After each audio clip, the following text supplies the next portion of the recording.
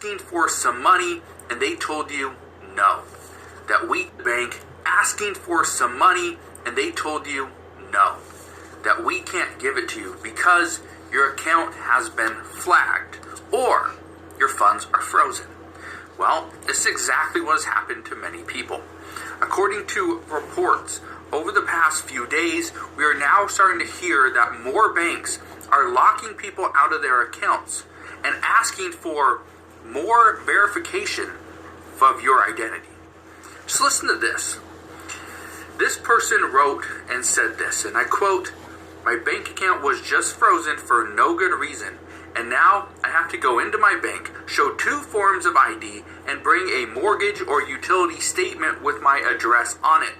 What is even going on here?" And so somebody responded with this, and I quote, "I had this happen to me a couple weeks ago as well. My wife went into the bank and took out $2,300 in cash. When the teller asked her what it was for, she simply said, 'I just needed it.' But the teller didn't ask any further questions, gave her the money, and she left. About an hour later, we get an alert saying that fraud protection has frozen our accounts. So we called, and they said we needed to come in to fix the situation. Then when we got into the bank, they couldn't verify our identity because we didn't have enough forms of ID. They wanted 2. We went back home, got our passports and a mortgage statement like they asked, and finally came back. They told us that the response to the teller today threw up a red flag causing them to freeze the accounts and that it would be unlocked within the next 48 hours. So here's what's interesting, and I've heard this many times. Somebody, it was probably a month ago, somebody said that they went in, tried to get $1,000, and when the teller asked them what it was for, they gave some kind of smart response. I think it was some illegal activity or something that they said that they need that for. And the teller simply gave them the money, and they walked out, and it happened to them as well. Their account was frozen. They had to come in and fix the situation. Now, I've heard from another person that they said it was for, I don't remember what it was, but it wasn't something that you probably should have been doing. The teller said, yeah, just give me 1 second, walked to the back. The manager came forward, security came around the corner, and the person wasn't let out of the building. They had to go sit in an office, wait for a police officer to show up and do something, and they were questioned. They couldn't get their money. Security and a police officer got involved. This is what we're now facing.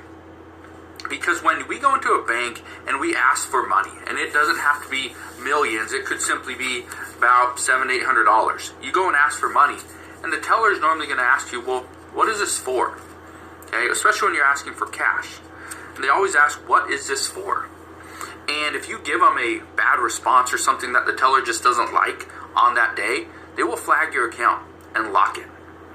Then listen to this. Listen to what this person has to say. This person wrote and said, I am done with banks and I took all my money out. I can't trust somebody that is willing to steal from me. Somebody responded with, wow, what happened?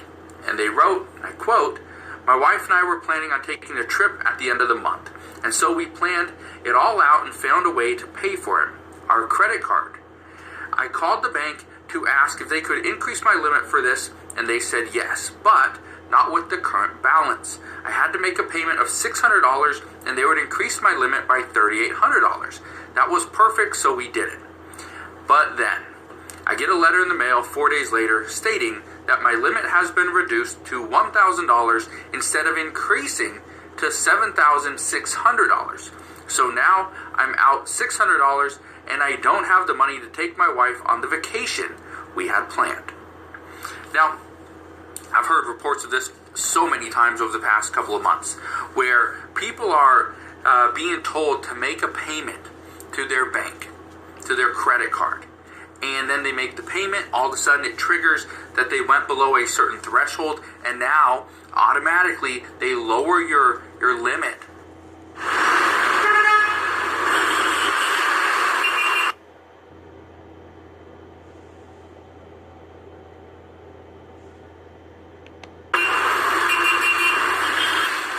to reduce the risk on the bank. This is a trick that they've been doing. And a lot of people fall for this. But again, here's where things get interesting. Again, more and more U.S. bank accounts are getting frozen for just suspicious activity. That's what banks are saying. Oh, you went to an ATM over there on 5th Street and you took out $200. Great, that's okay. It's only $200, no big deal. So you took out $200. And then about 4 hours later, you went to another ATM and you took out another $200.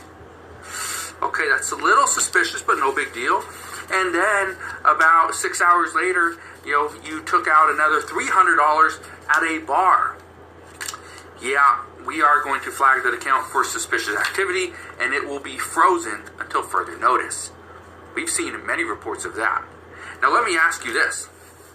Are you willing to keep your money in a bank account, or just anywhere, right? Have available funds that you cannot use.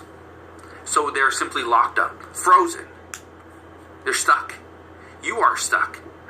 I talked to a friend of mine a few weeks ago, was traveling over in Europe, and he was saying the same thing, that he called his bank, told them that I'm going to be traveling, these are the places I'll be going, I just want to make sure I can use my credit card. I'm pretty sure it's a credit card, I hope, not a debit card.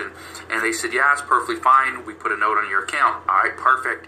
He goes over, first couple days, he was spending some money, ran out of cash, needed to pull some more cash, and so he did that.